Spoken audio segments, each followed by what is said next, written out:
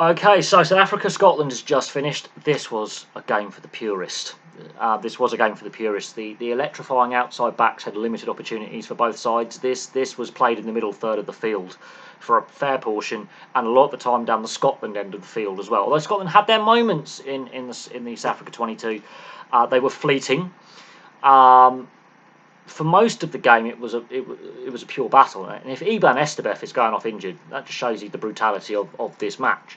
Now, this is the first game in the World Cup without a sin bin or a red card. Should Jesse Creel have gone, and should Finn Russell gone for his no arm shoulder charge tackle, which was not the worst in the world, but with the way the game's going and precedent, I think he should have, because he does lead with the shoulder. There is no attempt to wrap. There's no attempt to bring the opposition player down to ground safely. Irregardless if there's been a knock on, you play until the whistle.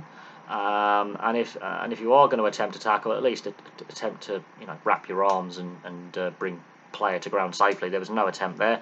Jesse Creel. Now I find this interesting because this didn't come up as replay, and I've missed this, but an eagle-eyed fan somewhere has put it on social media. There was an act of foul play. Now, I haven't seen that. I've watched the game, but the TMO has missed it as well. And what we've seen with these upgrading and downgrading of reds and yellows, and what we've seen in the game earlier between Japan and Chile with two Chilean yellow cards, which could have potentially been upgraded to reds, and what we saw with Tom Curry last night, having his yellow upgraded to a red foot.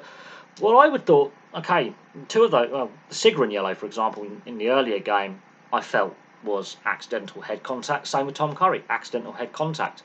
Um, but what Jesse Creel, there's been an act of foul play in there that's been missed. We didn't get the benefit, at least on the British broadcaster ITV, of a replay, whether that's the World Rugby feed or not, and then the host broadcasters having the rights to that. But an eagle-eyed fan has posted footage on social media. It's doing the rounds.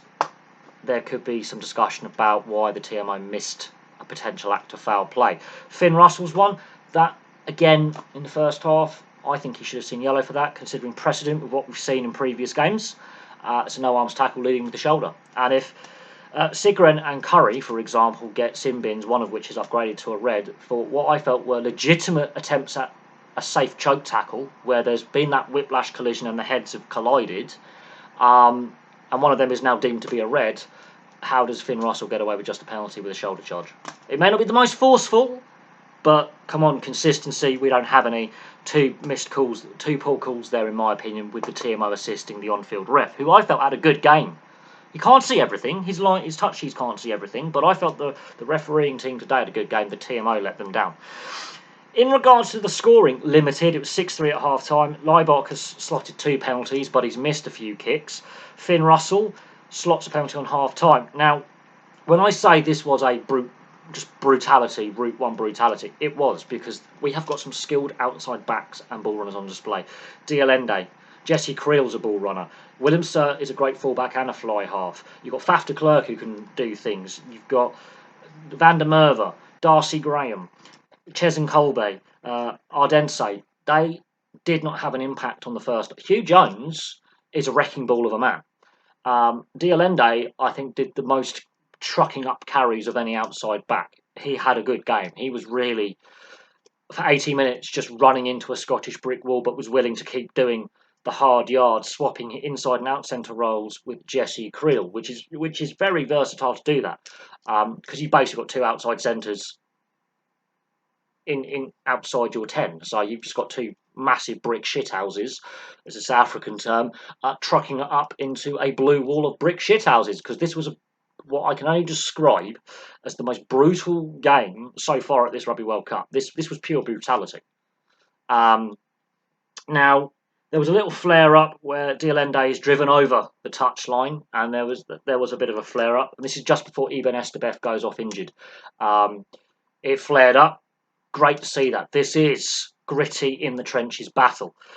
The scrum was a battle. There was a brief period where Scotland got on top towards the end of the first half. The momentum in that area had swung to Scotland, and that was their ray of sunshine. Like, we can get scrum penalties here, potentially a sin bin for repeat infringements. That's where Russell slots the penalty. The second half is a different story. Scotland are on the back foot in the second half. They have put 40 minutes of pure brutality against pure brutality. This is brute force versus brute force, immovable object versus immovable object. And they just could not carry on that kind of brutality in the second half, because du Toit's try comes after 6 solid minutes of South African possession inside Scotland's half. And eventually, the Blue Dam's got to give. The interestingly kitted out Springboks today with a very interesting turquoisey white jersey. Not keen on it, but it looks collectible, so I might get my hands on it. The South African Springbok tie breaches the Blue Dam of Scotland, and du Toit, I mean, he's had a fantastic game. There's a reason why he was I think he was voted World Player of the Year in 2019. Great in the loose, great in the scrum, great in the line out, great in defence. He's done a bit of everything today. Fantastic try, and fully deserved, because they came out clearly angry they've given up points. The forward pack are clearly angry that they've lost a bit of dominance in that forward battle, especially with the scrum. And they've just gone, right, okay, we'll double the brutality then. We'll double down. We will go run hard, run straight. Even the flair players are trucking it up. So when you've got Kolbe and Ardense, two of the smaller backs, going, I'm going to do hard yards, which I will call a rugby league run out, where your outside backs help the forward pack gain momentum in your set possession. When you've got the flair players who are small, slight, and quick, going, well, we'll do some hard yards as well. You know, this team has brought in together, and is going and is just, we will fight for each other, quite literally. Now, the Ardense try, the crossfield kick from Leibach. I mean, he's had an iffy day with the kicking tee, but in open play, he's brought other players in. He's allowed Faf de Klerk to do a lot of the marshalling of the forwards and the backs. When he's got the ball, he's made good carries, he's made good interchanges with his two centres. And Willemse, the fullback, he's brought him into play when needed, to do some hard yard trucking. And his kicking game in the loose has been brilliant. His Gary Owens, his long deep kicks, forcing Scotland back were fantastic. That crossfield kick, though, Ardense's called for that. He's called that move through signals maybe 2-3 phases earlier. They've sucked in Scotland defenders. They could have gone through the hands and done it. He's decided to go route one by the boot, and it is a fantastic crossfield kick, fantastic try. And yeah, Scotland are done at this point. They've given everything for 50 minutes. They are shattered. They are out on their feet. South Africa haven't really started to ring the changes in the pack at this point. This is the scary thing. They've still got their forward bench basically to bring on, and Willie LaRue, who can do anything as well. He's a fantastic, versatile fullback.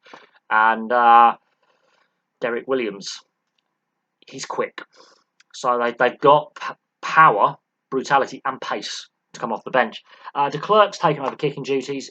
I'm surprised he doesn't kick more often if Leibach is a little bit wayward, or Willemse. I'm surprised they didn't take over the kicking duties earlier, because South Africa have left points on the field. But that's the end of the scoring on 50 minutes. And then it just becomes South Africa strangling the life out of Scotland. Scotland have given everything in this game. South Africa used their bench better. They used their bench more effectively than Scotland. I think the timing of their changes, apart from Eben Esterberg, were timed just to keep it going. Kolbe finally gets a bit of space. Ardense gets a bit more space. Diolende still trucking up the ball. Every time he's got it, he's running route one. Again, Jesse Creel, he's doing more of the dummy runs and tackling. Should he have been on the field? That's the question mark we're going to ask. And I will check that footage out later, and I will discuss that possibly in the next match review. I'll make reference to it because I haven't seen it yet. But yeah, they just shut down. They then destroyed the Scotland scrum. They destroyed the Scotland scrum after the second try. Scotland's brief dominance in the scrum was, as I say, 2 scrums. It's brief. And they then annihilated the Scotland scrum. They disrupted the Scotland line out. So Scottish set play, they're going to have to look at. And some of Finn Russell's decision making, he got charged down a few times in this game. So when Finn Russell wants to kick, or pass. He does too many high risk plays in situations when actually you need to do the lower risk play with where you just do the basics, just keep possession. Finn Russell got charged down a few times, and that is a weakness in his game. Is not that he can't kick; it's his kicking technique, and how he releases the ball onto the foot leaves him open for the charge down. It's the way he kicks the ball, I think, lends himself to being charged down occasionally. And again, that comes down to putting blockers in the right place without them being technically interfering in play. So they can't change their line. Sometimes the way Scotland's set up to exit their 22 or get a 50-22 or whatever, when they're doing a kick play, they leave Finn Russell in a position when he's under pressure. They do it too often. Now, whether that's a Finn Russell problem or a communication problem between scrum half or whoever's filling in at scrum half communicating. So let's say Ali Price, for example, who Finn Russell's played with a lot. It's something I've noticed with Finn Russell is he gets charged down a lot. But it happens to every kicker at some point. There's a charge down in there. Forwards now are far more mobile than what they were 10, 15, 20 years ago. And the South African forwards, not only mobile and powerful, they're big. So when you're trying to kick over Snyman, for example, he's 6'7", something like that.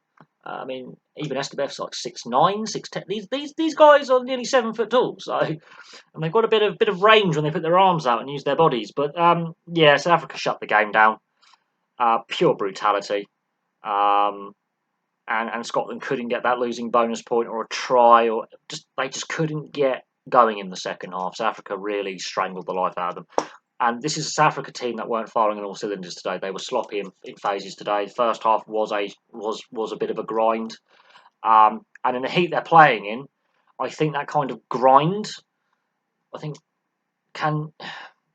did it suit Scotland? Did it suit South Africa? I don't know, but South Africa came out the other end victorious. So there we go. We'll see what happens with Jesse Creel. I will have a look at that footage when I can find it on social media if it hasn't been copyrighted and taken down, because that eagle-eyed fan, or several eagle-eyed fans, have realised this, started sharing it, and whether there's now been a copyright. Well, Rugby have copyrighted it, I don't know, but we'll try and find it. But yeah, 2 tries in the second half. This was an arm wrestle, and South Africa just had a bit more power in the arm wrestle. But Scotland can be proud of standing up to South Africa and not getting completely blown out. I think they can be proud of that. They can be proud of their defence. They only shipped 2 tries. With all the possession in the second half going South Africa's way, that's a fair defence. They disrupted quite well in the ruck, so the breakdown was an even battle. But the scrum is a cause of concern.